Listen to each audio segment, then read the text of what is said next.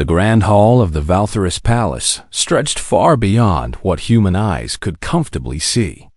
Deho stood at the entrance, his dress uniform suddenly feeling too tight around his collar.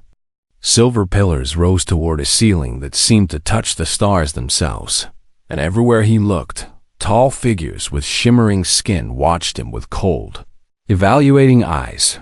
He had fought in 3 wars. He had negotiated peace treaties with species that communicated through color changes. He had survived a ship explosion that killed half his crew. But nothing had prepared him for this moment, standing in an alien palace, about to marry a woman who looked at him like he was something she scraped off her boot. Princess Arn stood at the center of the hall, surrounded by her attendants. She was beautiful in a way that made Deho's chest tight. Her silver skin caught the light and reflected it in patterns that moved like water. Her eyes were deep purple, almost black, and they showed absolutely nothing when they looked at him. She wore armor, not a dress. That told him everything he needed to know about how she viewed this ceremony. The Emperor of Valtherus, a massive figure whose presence filled the room like gravity, spoke in their language. The translator device in Deho's ear turned the words into something he could understand. This union joins 2 peoples. The humans brought us the cure when our children were dying. We owe them a debt that can never be fully repaid. Princess Arn, third of my blood, will bind her life to the human called Deho. Let all witness this alliance. Deho walked forward. Each step echoed in the silent hall. He could feel hundreds of eyes on him, judging, measuring, finding him lacking. He was short by their standards, barely reaching Arn's shoulder. His skin was brown where theirs was silver. His body was soft where theirs was carved from years of combat training. When he reached Arn, she extended her hand. He took it. Her skin was cool, and her grip could have crushed his bones if she wanted. The ceremony continued in words he only half understood, even with the translator. When it was done, Arn released his hand immediately and turned away. The wedding feast was worse than the ceremony. Deho sat at a table that was too tall for him, eating food that tasted like metal and salt. His sister Hygiene sat beside him, the only other human in the entire palace. She leaned close and whispered, "Smile, look happy. We need this alliance." "I know," Deho said quietly. "But does she know that?" Across the table, Princess Arn sat perfectly still, her spine straight, her expression blank. She had not looked at him once since the ceremony ended. Crown Prince Thorin, her older brother, sat beside her. He was even larger than the Emperor, with scars across his face that spoke of real battles. He was staring at Deho with obvious disgust. "So this is what we have come to," Thorin said loudly enough for many to hear. "Marrying our blood to creatures who cannot even breathe our air without machines." Deho's quarters had been modified for human life. The atmosphere was adjusted, the gravity reduced slightly, the temperature raised.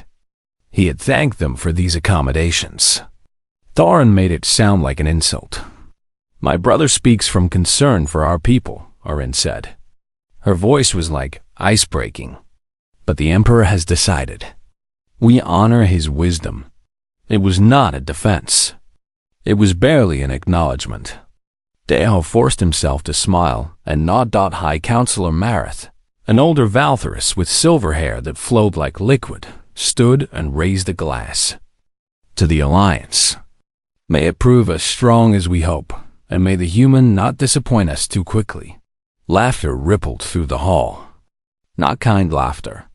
Deho felt his face grow hot, but he kept smiling. Hygiene's hand found his under the table and squeezed. They had prepared for this. They knew the Valtherus looked down on humans. But knowing it and living it were different things. The feast lasted for hours. When it finally ended, Arn stood and walked away without a word to Deho. He watched her go, her armored footsteps ringing on the stone floor. "She will warm to you," someone said in heavily accented human language. Deho turned to see Jiwan, his military aide, approaching. Jalen had been with him for 5 years, and his presence here was the only thing keeping Deho sane. "Give her time." "We might not have time," Hyjin said quietly, joining them. "I heard whispers during the feast. Some of the nobles are already talking about finding ways to break this marriage. They see you as a weakness, brother. A crack in Valthyris' strength." Deho looked around the emptying hall. The Valthyris moved like predators, each step controlled, each gesture precise. They were a warrior race that had conquered 12 star systems through superior strength and tactics. Humans had barely made it to 3 systems, and only through cooperation with other species. "I knew this would not be easy," Deho said. "But it is necessary. If we can make this alliance work, it opens doors for all of humanity. Other species will see us differently, and if it fails," Jiwan asked, "then we become a joke." The species that tried to marry above their station and fell. That night, Deho was shown to his chambers. They were connected to Arin's chambers through a shared sitting room, but a heavy door separated them. The door was closed. He could hear nothing from the other side. His room was beautiful in a cold, perfect way. Everything was shaped from crystal and metal. The bed was too hard, the lights too bright, the air too thin despite the adjustments. He sat on the edge of the bed and put his head in his hands. Tomorrow he would begin his duties as Prince Consort. He would attend council meetings where he understood nothing. He would train in combat forms his body was not built for. He would smile and nod while nobles insulted him in ways his translator could not quite capture, and somewhere in the connected chambers, his wife would continue to pretend he did not exist. Deho had survived worse. He told himself this as he lay down on the too hard bed. He had lost friends in battle. He had made impossible choices that haunted his dreams. He could survive being married to someone who hated him. He just was not sure if he could do it without losing himself in the process. Through the walls, he heard a sound. Music, maybe. Or the Valthyris equivalent. It was beautiful and sad, and it came from Arin's chambers. He listened to it until he fell asleep, wondering if the princess who would not look at him was, perhaps, just as trapped as he was. 3 months passed like walking through deep water. Every day was a struggle, and Deho felt himself drowning slowly in a culture he could not understand. The mornings always began the same way. He woke before dawn to the sound of metal striking metal. Arin trained in the weapons hall connected to their chambers. Every single morning, without fail, she practiced with blades, staffs, and weapons Deho had no names for. He had watched her once, standing in the doorway, and the grace of her movements had stolen his breath. She moved like water and struck like lightning. When she noticed him watching, she stopped and left the hall without a word. He did not watch again. Council meetings were torture of a different kind. Deho sat at a table with ministers and generals who spoke so fast his translator could barely keep up. They discussed military campaigns, trade disputes, and political matters that affected billions of lives. When they remembered he was there, they would turn to him and ask his opinion in voices that made it clear they expected nothing useful. At first, Deho tried to contribute. He suggested diplomatic solutions. He pointed out perspectives the Valthyris had not considered. Every time, the council would listen politely and then do exactly what they had planned to do anyway. High Counselor Marith was the worst. He would smile at Deho with too many teeth and say things like, "The human has thoughts." How charming. The other counselors would laugh, and Deho would feel his face burn. But he kept showing up. He kept listening. And slowly, very slowly, he began to understand. The Valthyris valued strength above everything else. Not just physical strength, though that mattered. Mental strength, emotional control, the ability to endure pain without showing it.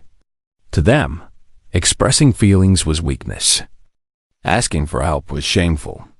Admitting uncertainty was failure. Deho was everything they despised. He talked about his feelings.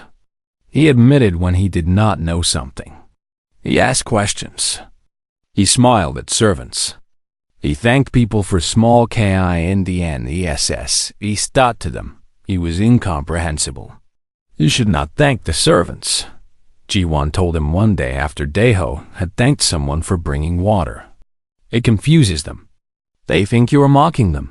I'm just being polite. Politeness is different here. Acknowledging their service implies it is noteworthy. It should be invisible. Deho rubbed his face. I will never understand these people. Perhaps you are not supposed to. Perhaps you are just supposed to survive them. Haijin was fighting her own battles. As a diplomat, she attended different meetings, spoke with different nobles. She came to Deho's chambers one evening looking tired. There is a faction forming, she said without preamble. Nobles who want to end this marriage. They are being careful, speaking in hypotheticals, but the intent is clear. They see your marriage to Arin as a contamination of their bloodline. Can they actually do anything? Deho asked. Not easily. The emperor decreed this marriage. But if they can prove you are unworthy, if they can manufacture enough scandal or show enough weakness, they might convince him to annul it. Then I will not give them the satisfaction. But it was hard. Every day was a test he had not studied for. He attended ceremonies where he did not know the proper responses. He ate at banquets where the food made him sick. He trained in combat with instructors who looked disappointed every time. He made a mistake. The only time he felt almost comfortable was in the palace library. It was vast, filled with records of Valthuris history stretching back thousands of years. Deho spent hours there, reading, learning, trying to understand the people he now lived among. It was there that Arin finally spoke to him. He was reading about the War of Unification, the conflict that had brought the Valthuris Empire together 3 centuries ago. He did not hear her approach. She moved silently when she wanted to. You are reading about the Third Dynasty, she said. Deho looked up, startled. Arin stood a few feet away, still in her training armor. Her silver skin was damp with sweat, and her hair was pulled back tightly. Yes, he said carefully. I am trying to understand your history. Why? It was the first real question she had asked him. Deho chose his words carefully. Because I live here now. Because these are your people, and I should know who they are. Arin was quiet for a long moment. Then she said, You are reading the official history. It is not complete. What do you mean? The Third Dynasty was brutal. They conquered through terror and genocide. The official records say they brought peace through strength. They do not mention the 12 million who died resisting. Deho stared at her. Why are you telling me this? Because you should know the truth. My people value strength, yes, but we also value willful ignorance. We do not like to examine our own history too closely. She turned to leave, then paused. You thanked a servant yesterday. In the hall outside the council chamber. I did not mean to offend. You did not offend. You confused them. But you also showed kindness. We do not have a word for that in our language. Not the way you mean it. Then she was gone, leaving Deho holding a book and wondering what had just happened. The next day, there was a state dinner. A visiting delegation from a neighboring system, all eyes of Valthuris. Deho attended in his formal uniform, standing beside Arian in a receiving line that seemed to last forever. One of the visiting nobles, a Valthuris commander named Kelth, looked Deho up and down with obvious contempt. So this is the human the princess married. Tell me, little one, can you even lift a blade, or do your people fight with words and cowering? The room went quiet. Deho felt every eye on him. He kept his expression neutral. We fight with strategy and cooperation. It has served us well enough to survive. Survival is not glory, Kelth said. Your people exist at the mercy of stronger races. You are pets pretending to be equals. Deho's hands clenched. He wanted to say so much. He wanted to list the battles humans had won, the innovations they had created, the alliances they had forged. But he knew anything he said would sound like weakness to these people. Aren stood beside him, silent. Her face showed nothing. Protocol demanded she remain neutral. This was his test to pass or fail alone. You may be right, Deho said finally. We are weaker than many races, but we are still here. That should count for something. Kelth laughed. Others joined in. Deho felt shame burn through him, but he kept his face calm. The dinner continued. Deho ate little and spoke less. Later, much later, he was walking back to his chambers alone. Ji-won had gone to handle some diplomatic matter, and Haijin was still at the reception. The palace halls were empty and dark. He heard sounds from the weapons hall. Metal on metal. He stopped outside the door and looked in. Aren was there, striking a training post with a blade. Over and over, with controlled fury. The blade cut deep into the metal with each strike. Her luminescent markings were flickering, pulsing with light in a pattern Deho had never seen before. She stopped suddenly and turned to look at him. I know you are there. Deho stepped into the doorway. I am sorry. I did not mean to intrude. You apologize constantly. For existing. For breathing. For occupying space. Is that wrong? Aren lowered her blade. I do not know. In my culture, apologies are admissions of failure. But you apologize for things that are not failures. Why did you not defend me at dinner? Deho heard himself ask. When Kelth insulted me, Aren was quiet. Her markings slowly stopped flickering. Because defending you would have made it worse. It would have shown them you needed protection. It would have confirmed their belief that you are weak. So I must stand alone while people mock me. Yes, that is the price of respect here. You must endure until they grow tired of testing you. And if I cannot endure? Aren looked at him directly. Her purple eyes were unreadable. Then this marriage ends, and your people lose a valuable alliance. And I return to my duties, and we both forget this happened. She said it without emotion, but Deho heard something underneath. Not sadness exactly. Maybe resignation. Maybe loneliness. I will endure, he said quietly. We will see. Aren walked past him, leaving him alone in the weapons hall. But as she passed, she said something so soft, he almost missed it. You did well tonight. Better than I expected. It was not much, but it was something. The headaches started small. Deho noticed them after about 6 weeks in the palace, but he ignored them. Stress, he thought. Lack of sleep. The constant tension of living in a place where every moment felt like a test. Then came the fatigue. He would wake up tired, even after a full night's rest. His muscles ached. His stomach hurt. He assumed it was his body adjusting to the modified atmosphere, the different food, the heavier gravity in some parts of the palace. Ji-won noticed first. You look terrible, he said bluntly during a morning briefing. When did you last see a doctor? I am fine, Deho said, then had to grip the table as dizziness swept through him. You are clearly not fine. But Deho had a council meeting in an hour. He had a diplomatic reception in the evening. He had duties. He could not afford to appear weak, not now, not when so many were waiting for him to fail. He made it through the council meeting, though he barely heard anything said. High Counselor Murith kept looking at him strangely. Deho realized he was sweating, and Valthrus did not sweat. The human looks unwell, Murith said with false concern. Perhaps the strain of palace life is too much for his delicate constitution. I am well, Deho said through clenched teeth. Crown Prince Thorn smiled. Of course you are. Humans are so strong after all. The sarcasm was heavy enough to drown in. Deho stood when the meeting ended. The room spun. He took one step, then another.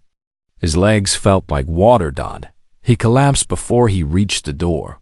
When he woke, he was in the palace medical wing. Bright lights shone down on him.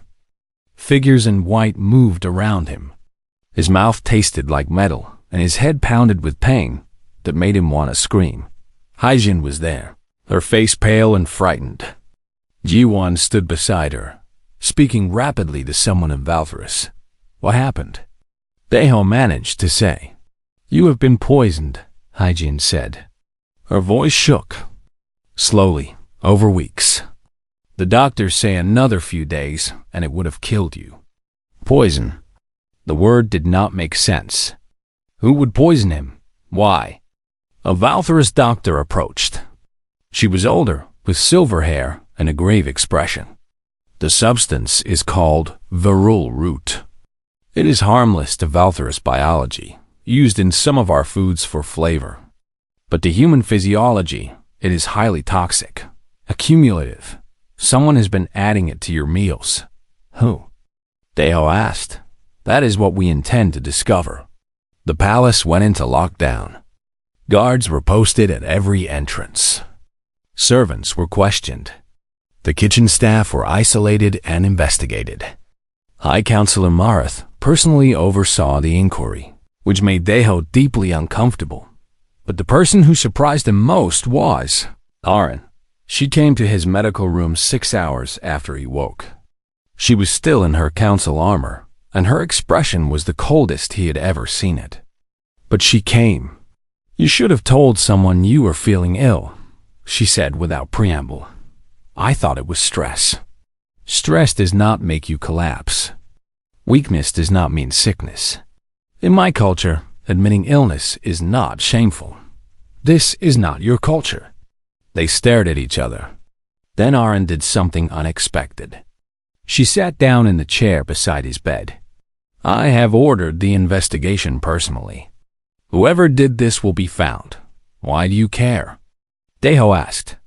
The medicine made him bold. You barely acknowledge I exist. Aaron was quiet for a long moment. You are my husband. An attack on you is an attack on House Veltera. It is an attack on me. So this is about honor. Everything is about honor. But she stayed. For an hour, she sat beside his bed while doctors came and went, while Haijin and Ji-won coordinated with palace security, while the investigation continued. She did not speak much, but she was there. That night, when the medicine pulled him toward sleep, Deho's mind wandered. In his delirium, he spoke without thinking. I am so tired, he mumbled. Tired of being tested. Tired of being watched. Tired of being hated for being human. You are not hated, Aaron said quietly. Then what am I? Misunderstood. We do not know what to do with you. You do not fit our expectations. Is that my fault? No, it is ours. Deho's eyes were closing. I just wanted to help. The Alliance. My people need this. I know. Do you hate me? Silence. Then, so soft he almost did not hear it. No. When he woke again, she was gone. The investigation took 3 days. They traced the viral route to the food prepared specifically for Deho's meals. The kitchen staff who handled his food were questioned extensively. They all swore they had not added anything unusual, that they had followed the approved menu exactly. That was the problem. The viral route was on the approved menu. It had been added months ago, before Deho even arrived, listed as a harmless flavoring agent. Someone had known it would poison him and had hidden it in plain sight. G1 brought the evidence to Deho's room. He was recovering well, strong enough to sit up now, though still weak. The person who approved the menu was High Counselor Marath, G1 said. But he claims he was only following recommendations from the Royal Household Nutrition staff. Who are overseen by whom? Deho asked. The Crown Prince's office. The implication hung in the air like poison itself. Crown Prince Thorin, Arin's brother, the heir to the Empire, had possibly tried to kill him. We cannot prove it, Hyjin said. She had joined them, looking exhausted. The trail is too well hidden. Thorin can claim ignorance, blame subordinates. And even if we could prove it, accusing the Crown Prince of attempted murder would tear the alliance apart. So he gets away with it, Deho said bitterly. For now. But Arin had other ideas. She came to his room that evening with a purpose in her step. You will begin training with me, she announced. Deho blinked. What? Every morning. In the weapons hall. I will teach you Valtherus combat techniques. Why? Because the court will say you were poisoned because you are weak. They will say a true warrior would have detected the threat, would have been stronger, would have survived without medical intervention. I will show them you are not weak. You are simply untrained. I do not understand. Arin's expression softened, just slightly. I know my brother tried to kill you. I cannot prove it, and I cannot punish him. But I can protect you going forward. And I can show the court that I value you enough to invest my time in your development. That is just for show. Is it? Arin looked at him directly. When you were unconscious, you spoke about your fears, your loneliness, your desire to prove humans worthy. I listened, and I realized I have treated you unfairly. Deho did not know what to say. You are not weak, Arin continued. You are different. You face each day in a world designed to crush you, and you keep trying. That is a form of strength. I did not see it before, and you see it now? I am beginning to. The training started the next week, as soon as Deho was strong enough. Every morning before dawn, he met Arin in the weapons hall. She was a strict teacher, demanding and precise. But she was patient in a way he had never seen her be before. She taught him footwork, blade work, how to move his body efficiently. She explained the philosophy behind Valtherus combat, control, precision, and overwhelming force applied at exactly the right moment. You will never be as strong as a Valtherus, she said. So do not try to match strength. Use speed. Use unpredictability. Use the fact that we expect you to move one way and move another. Slowly, day by day, Deho improved. His body grew stronger. His reflexes sharpened. And more importantly, he spent time with Arin. Real time. They talked during breaks. She told him about her childhood, about the pressure of being a princess, about the weight of expectations. He told her about Earth, about growing up in a diplomatic family, about the wars he had fought. They began to know each other. One morning, after a particularly brutal training session, they sat together drinking water. Deho's whole body ached, but it was a good ache. Why did you agree to this marriage? He asked. You could have refused. Arin looked at him. No, I could not have. The Emperor decreed it. I am his daughter, and I obey. But you resented it. Yes, I resented being used as a political tool. I resented marrying someone I did not choose. I resented you for being the symbol of my lack of freedom. She paused. But that was unfair. You did not choose this either. No, Deho agreed. But I am glad I came. Why? Because I have learned so much. About your people. About strength. About myself. He smiled slightly. And because my wife is teaching me to fight. Arin's markings flickered. A pattern Deho had learned meant amusement. It was the closest she came to laughing. You are strange, Deho, but perhaps strange is not always bad. The announcement came during a morning council session. The Emperor rose from his throne, and the entire hall fell silent. Even High Counselor Marth stopped speaking mid-sentence. In 3 days' time, Princess Arin and her husband Deho will undergo the trial of unity. The words hit Daeho like a physical blow. Beside him, he felt Arin stiffen, though her expression remained perfectly controlled. The trial of unity. Daeho had read about it during his time in the library. It was an ancient ceremony, rarely used anymore, where married couples proved their bond before the entire court. It involved combat, tests of mental ability, public questioning, and challenges designed to expose any weakness in the relationship. Couples who failed were annulled immediately. Their marriage was declared invalid, and they were separated in disgrace. The trial will determine the strength of this alliance, the Emperor continued. It will show whether human and Valtherus can truly unite, or if this experiment has failed. Daeho's mouth went dry. This was it. The final test. He was still recovering from the poison. His combat training with Arin had only been happening for a few weeks. He was nowhere near ready for this. High Counselor Mareth smiled like a predator scenting blood. After the council session, Arin pulled Daeho into a private room. Her composure cracked for the first time since he had known her. "This is my brother's doing," she said, her voice tight with anger. "He convinced my father that the trial is necessary to legitimize our marriage. But the real goal is to end it. Can we refuse? No. Refusing the trial is the same as admitting the marriage is false.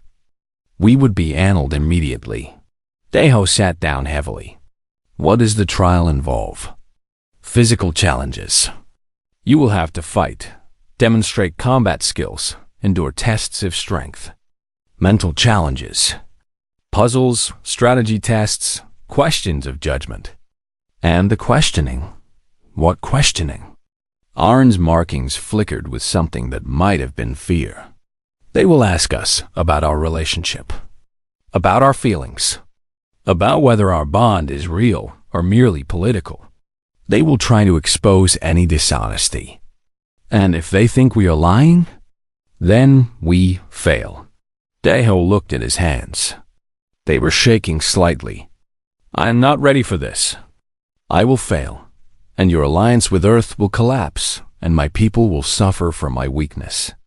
Arin crossed the room and did something she had never done before. She placed her hand on his shoulder. "You will not fail. I will not allow it. How can you stop it? Because we will face this trial together, not as two individuals forced into a marriage, but as actual partners. And if we fail together." The next 3 days were brutal. Arin trained Daeho with an intensity that bordered on cruelty. She pushed him past his limits, made him fight until he could barely stand, drilled strategy and tactics into his mind until he dreamed about them. G1 and Haijin helped however they could. G1 sparred with Daeho, giving him experience fighting different styles. Haijin prepared him for the questioning, running through possible questions and helping him formulate honest answers that would not sound weak. "They will ask if you love her," Haijin said bluntly on the night before the trial. Daeho was silent. "Do you?" She pressed. "I do not know. I respect her. I admire her. I value her. Is that love? That is for you to decide. But whatever you say tomorrow, it must be the truth." The Valtherus can detect lies through body language, through pheromone changes. If you lie during the questioning, they will know. The morning of the trial, Daeho woke before dawn. He could not sleep. His body ached from days of training. His mind raced with everything that could go wrong. He heard movement from Arin's chambers. After a moment's hesitation, he knocked on the connecting door. "Enter," she said. Arin was in her armor, but it was different from her usual training gear. This was ceremonial armor, polished until it shone like starlight. Her markings were painted with luminescent dye that made them glow. She looked like a warrior goddess. "I could not sleep," Daeho admitted. "Neither could I." They stood in silence for a moment. "Whatever happens today," Daeho said quietly, I want you to know that I am grateful for the training, for your patience, for treating me like more than just a political obligation. Arin's expression softened. You have exceeded every expectation I had. When you first arrived, I thought you would crumble under the pressure. But you have endured. You have adapted. You have shown strength I did not know humans possessed. That means a great deal, coming from you, Daeho. She spoke his name carefully, as if it was precious. If we survive today, I would like to start again. Not as strangers forced together, but as two people choosing to know each other. His heart beat faster. I would like that very much. The trial began at midday. The grand hall was packed with nobles, courtiers, diplomats from allied worlds, and representatives from every major house in the empire. Thousands of eyes watched as Daeho and Arin entered together. The emperor sat on his throne. Crown Prince Thorn stood to his right, his expression carefully neutral. High Counselor Marith stood to the left, and Daeho could see the anticipation in his eyes. The first challenge was combat. Daeho had to spar with 3 different opponents, each one a trained Valtherus warrior. He did not have to win, just prove he could hold his own. The first warrior came at him fast, testing his reflexes. Daeho used everything Arin had taught him. He dodged instead of blocking, used speed instead of strength, found openings and exploited them. He did not win, but he lasted long enough to earn respectful silence from the crowd. The second warrior was larger, stronger. Daeho took several hits that left him bruised and gasping, but he kept moving, kept fighting.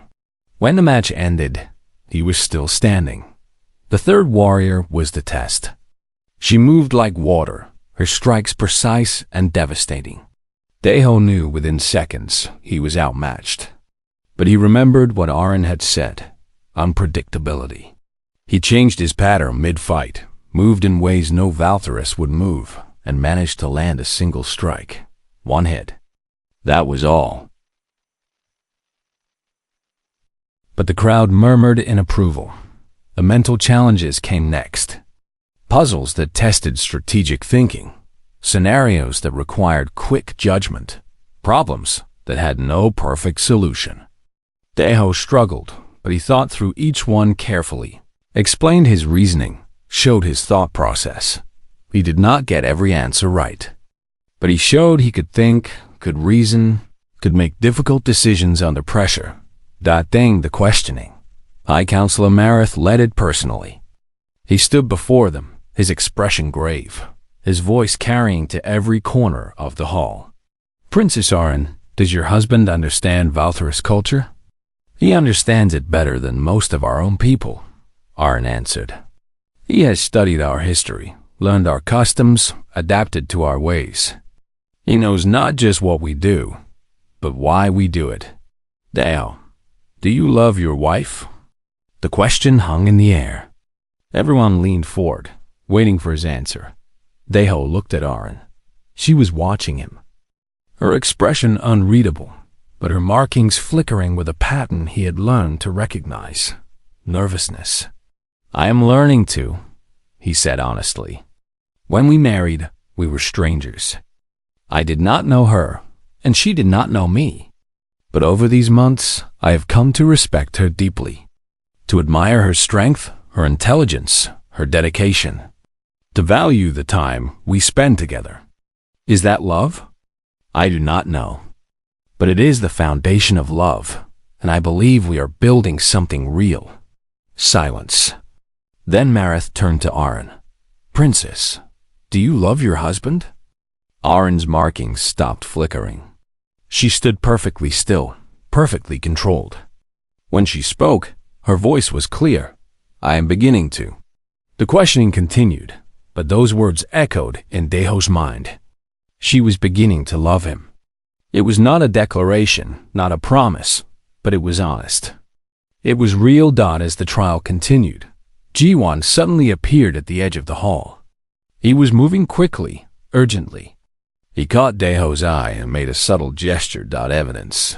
He had found evidence. During a brief break, Jiwan approached and whispered rapidly, "We have proof. Documents showing Thorin ordered the menu changes. Communication records. Payment records to the staff who implemented it. Everything." Daeho's heart raced. "Are you certain?" "Absolutely. What do you want to do?" Daeho looked across the hall at Crown Prince Thorin. The prince was watching them, his expression cold. The questioning resumed. As it continued, Daeho made a decision. When there was a pause, he spoke loudly enough for everyone to hear. "I would like to address the court." The emperor nodded. "Speak." Daeho stood. Every eye turned to him. "Crown Prince Thorin attempted to kill me," he said clearly, "through poison added to my food over weeks. We have proof." The hall erupted in chaos. The grand hall exploded with noise. Nobles shouted. Courtiers gasped.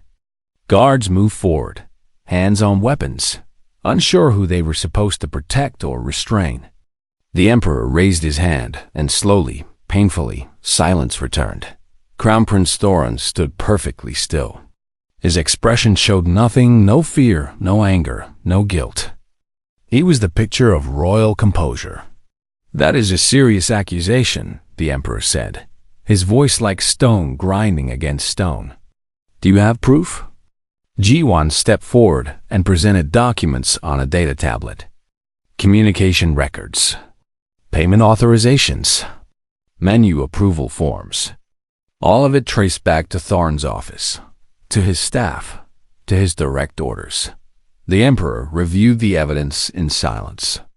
The entire hall held its breath. Finally, the emperor spoke. "Crown Prince Thorin, what do you say to these charges?" Thorin stepped forward.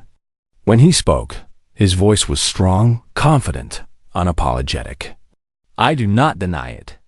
I ordered the viral root added to the humans' food.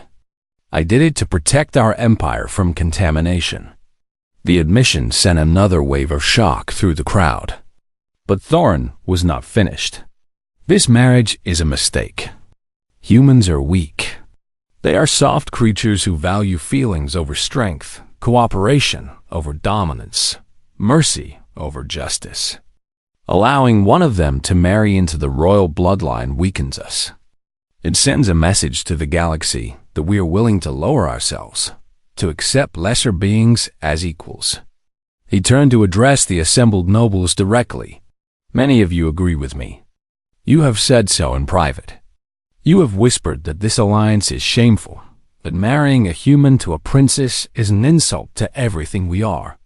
I simply had the courage to act on what you were all thinking." Daeho felt cold rage building in his chest. But he forced himself to remain calm, to stay controlled. This was still part of the trial, and every action mattered. High Counselor Marith spoke up. "The Crown Prince raises valid concerns. Perhaps this trial has shown us that the cultural divide is too great, that some species are simply incompatible." Several nobles nodded in agreement. Daeho could see the tide turning. Thorin's confession should have condemned him, but instead, he was turning it into a political statement. He was making himself a martyr for Valther's purity. The emperor looked troubled. "The evidence is clear, but the reasoning behind it is not without merit. Perhaps this alliance was premature." Arin's hand clenched into a fist. Daeho could see her struggling with herself, bound by protocol and duty, unable to speak against her father's judgment. Daeho stood. He knew what he had to do. It went against every instinct, every feeling of anger and betrayal. But he had learned something over these months. He had learned that sometimes the strongest thing you could do was the thing that looked weakest. He walked forward until he stood directly in front of Crown Prince Thorin. The hall fell silent again.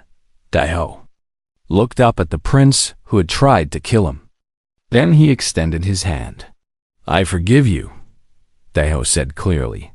Thorin stared at him in disbelief. "I understand your fear," Daeho continued. speaking to Thorin but loud enough for everyone to hear. You fear losing your culture. You fear that opening your society to others will change who you are. That fear is real, and it is valid. I do not blame you for it. He kept his hand extended. But fear should not lead us to violence, to poison, to murder. Bridging the gap between different peoples requires patience, understanding, and yes, forgiveness. I will not let your fear and hatred turn me into someone filled with the same. I choose mercy. I choose to see you as someone who acted wrongly out of misguided love for his people. The hall was utterly silent. Every Valtherus stared at Deho as if he had sprouted wings. I forgive you, Deho repeated. And I ask this court to show mercy, to see that we can build something better than suspicion and hatred. Thorin looked at Deho's extended hand with pure contempt. He did not take it. You are weak, Thorin said quietly. This proves everything I have said. You were poisoned, almost killed, and you respond with forgiveness. You are pathetic. Some nobles nodded in agreement. High Counselor Mareth smiled. The human shows his true nature, soft, weak, unable to demand justice. This is not strength. This is cowardice dressed up as virtue. More nods. More murmurs of agreement. Deho felt his moments slipping away. His gesture of peace was being used as evidence of weakness. Then Arryn moved. She crossed the distance between them in 3 strides. Her face was calm, controlled, showing nothing. She stopped in front of Deho, and she struck him across the face with her full strength. The sound of the blow echoed through the hall like a crack of thunder. Deho staggered, his cheek burning, blood trickling from his lip. The force of it had nearly knocked him down. Absolute silence. Arryn stood over her husband, her hand still raised. Then she turned to face the assembled court. Her voice rang out clear and strong and filled with controlled fury. You mistake compassion for weakness. You see mercy and call it cowardice. But I have watched this human endure poison, insult, and isolation without breaking. He faces each day in a world designed to crush him and chooses kindness. She pointed at Thorin. My brother committed an act of cowardice, hiding behind poison instead of facing his enemy directly. And what does this human do? He offers forgiveness. That is not weakness. That is strength you cannot comprehend. She turned in a slow circle, addressing every noble, every courtier, every witness. For months, you have tested Deho. You have insulted him. You have mocked his culture, his appearance, his very existence. And every day, he has returned with respect, with effort, with a genuine attempt to understand our ways. Not because he is weak, but because he is strong enough to endure your contempt with dignity. Our markings blazed with light, pulsing with emotion. I struck my husband because, by our laws, I am permitted to strike any who insult House Volthora. And by forgiving my brother's attempt on his life, he insulted my honor as his wife.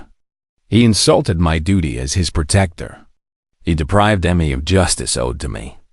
The logic was perfect, undeniable. By Valtherus law, Arryn had every right to strike someone who denied her the justice she was owed. But she was not done. But his mercy also showed me something our people have forgotten. There are many forms of strength. We have conquered 12 systems through force. We take pride in our warriors, our weapons, our ability to dominate others.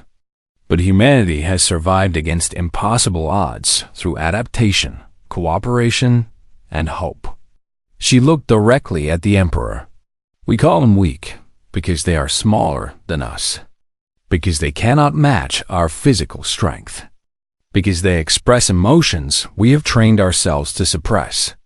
But they have traveled the galaxy with inferior technology through sheer determination. They have made allies of species that should have destroyed them.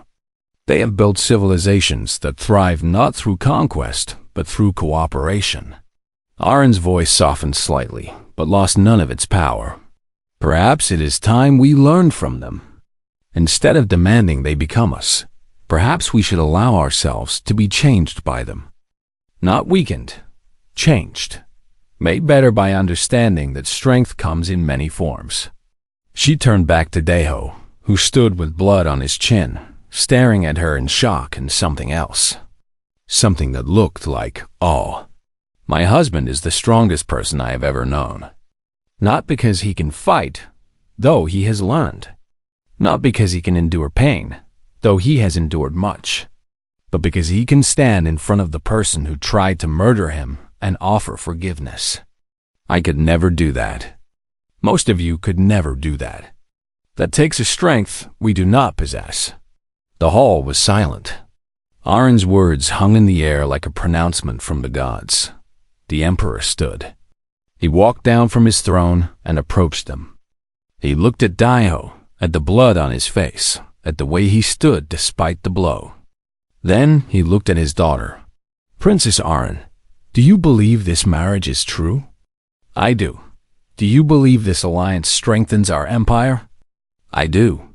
Not because humans make us physically stronger, but because they show us perspectives we would never find on our own. Because they force us to question assumptions we have held for centuries.